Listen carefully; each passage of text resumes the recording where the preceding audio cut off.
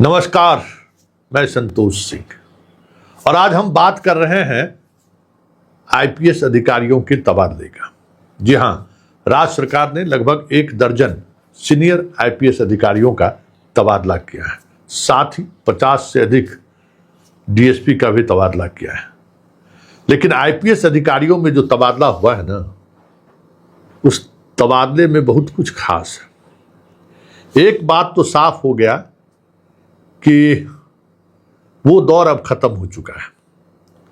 जो 20 वर्षों का जो दौर था, आप उसको स्वर्णिम काल कहिए चाहे नहीं कहिए, उस दौर की जितनी भी आलोचना करिए, उन तमाम आलोचना के बावजूद भी हमारा सम्राट भाई का युग जो है ना, निराश करने वाला है। पता नहीं सम्राट भाई इस पर ध्यान क्यों नहीं देते। जिस तरीके से पोस्टिंग हो रही है, संकेत क्या जा रहा है भाई, समझते हैं? पता नहीं कौन ये सब काम कर रहा है। जो भी कर रहा है वो आपका शुभ चिंतक नहीं है भाई। पंकज दरार साहब को तो इनाम मिल गया। अभी वैसे ही पंकज दरार साहब को लेकर चर्चा जोरों पर था कि आईएएस अधिकारियों को आपने क्लीन चिट दे दी। आईएएस अधिकारियों जिस पर आपने त्वरित कार्रवाई का आदेश किया था, जो भी हुआ हो, जिस परिस्थिति में हुआ, सिलेंडर हो गई विभाग पूरी तौर पर, और उसके नायक को आप डीजी के पद पर बिठा दिए। पुलिस कंस्ट्रक्शन डिवीजन में अमूमन डीजी स्तर के अधिकारियों का पोस्टिंग होता है, आप वहां पोस्टिंग कर दिए। मैसेज क्या जाएगा? रिशु श्री मामले में जिसने पूरे प्रशासनिक महकमे को क्लीन चिट दे दिया, उसको हमारा सम्राट भाई जो है इनाम दे दिए, पुरस्कार दिए। जाओ भवन कंस्ट्रक्शन निर्माण कराते रहो, शांति से जीते रहो। भाई परसेप्शन पर ही सब कुछ होता है ना, पब्लिक परसेप्शन पर ही शासन व्यवस्था चलता है। पब्लिक परसेप्शन अगर गड़बड़ा गया भाई तो फिर बहुत मुश्किल है, बहुत मुश्किल है।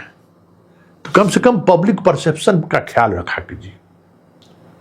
अब बताइए, अमृत राज साइबर आर्थिक अपराध इकाई के साइबर वाले में उनको आप एडीजी बनाए, 1 महीना नहीं रहने दिए, वहां से ट्रांसफर कर दिए। जबकि मैं व्यक्तिगत रूप से जानता हूं उस अधिकारी को कि पटना एसएसपी से लेके मधुबनी एसएसपी तक साथे हम लोग पटना पहुंचे हैं। कहिए तो सफर हम लोग का साथे साथे आया है। जिसको जो मैडम को बनाए हैं आप law and order, KS. Anupam madam, Darbhanga में हम ईटीवी में थे तो वो भी दरभंगा में थी। वहां से हम लोग साथ, अमृत राज सब लोग साथ पटना पहुंचे। पटना एसएसपी से लेके सब जगह ये सब पदाधिकारी डायनामिक पदाधिकारी है और साइबर मामले का एक्सपर्ट है। पता नहीं अब कौन आपको कान भर दिया, क्या कह दिया, पता नहीं भाई। यहाँ एटीएस की जरूरत क्या है?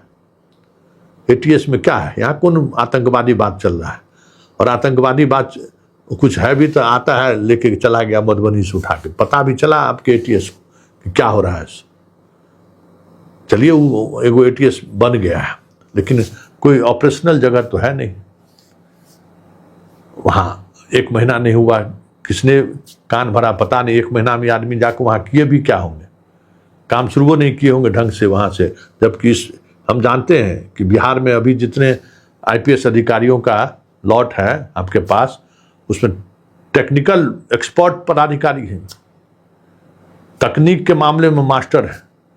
जरा मौका मिले ना तो मद्य निषेध विभाग में जो बड़ा बड़ा पकड़ाया हरियाणा पंजाब से, ट्रक को कैसे मोबाइल के सर्विलांस से ट्रैक किया गया मद्य निषेध विभाग में, जरा भाई पता करिएगा कितना जबरदस्त इन्होंने काम किया।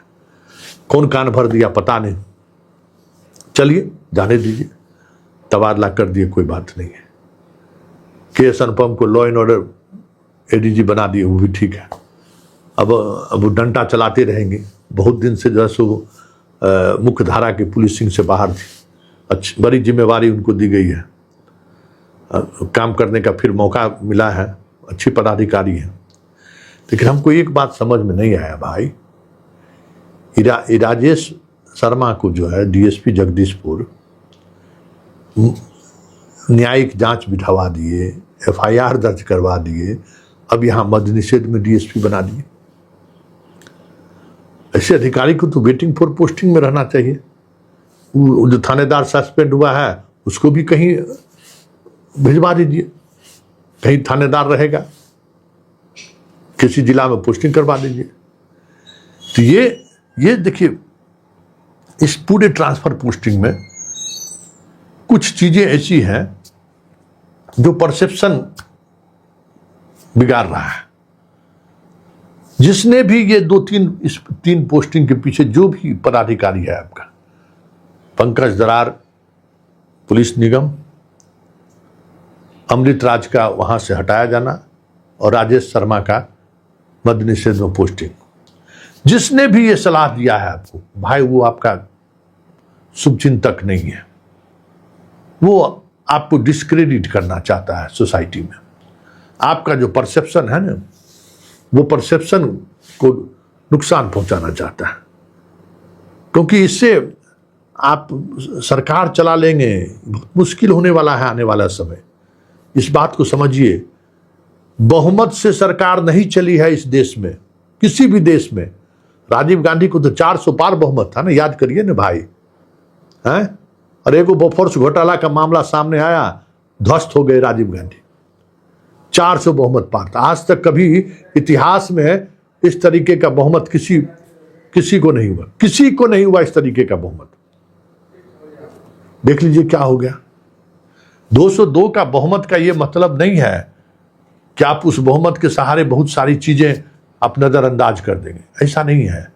उस बहुमत के सहारे आप भले ही सरकार मजबूती से चला लीजिए, लेकिन परसेप्शन आपको नुकसान पहुंचाएगा। तो ये सारे ट्रांसफर जिस तरीके से हुआ है, वो परसेप्शन सही नहीं जा रहा है। और ये अभी शुरुआती दौर है, अभी 2 महीना हुआ है आपको सरकार में आए हुए। 2 महीने के अंतराल में आप खुद जिसका ट्रांसफर किए, आप जिसकी खुद आपने पोस्टिंग की है, उसको आप मतलब समझ जाइए उसको हटा दे रहे हैं। क्या मैसेज जाएगा, आप जरा सोचें कभी। मतलब जिस वजह से भी आपने पोस्टिंग की होगी, जरा इस पोस्टिंग का जो नीतीश कुमार के समय में जो एक एसओपी बना हुआ था, जरा उस एसओपी को कभी देखिए। भाई आपके पास तो दोनों उसने अधिकारी है भाई, संजय सिंह भी उसने ही है, एगो दूसरा जिनको लाए हैं वो भी वैसा ही अधिकारी है। दोनों फाइटर है, दोनों ईमानदार आदमी है। दोनों आदमी को छोड़ दीजिए ना, वही दोनों आदमी के हाथ में, देखिए ना बहुत कुछ बदल जाएगा। दोनों फाइटर है। ये कौन आपको सलाह दे रहा भाई, उस पर नजर रखिए। हम कह रहे हैं एकदम ये आपका परसेप्शन बिगाड़ रहा है। यह तबादला जो है, आप अपने ही तबादला को 1 महीने में बदल दीजिए, ये मैच्योरिटी नहीं है भाई।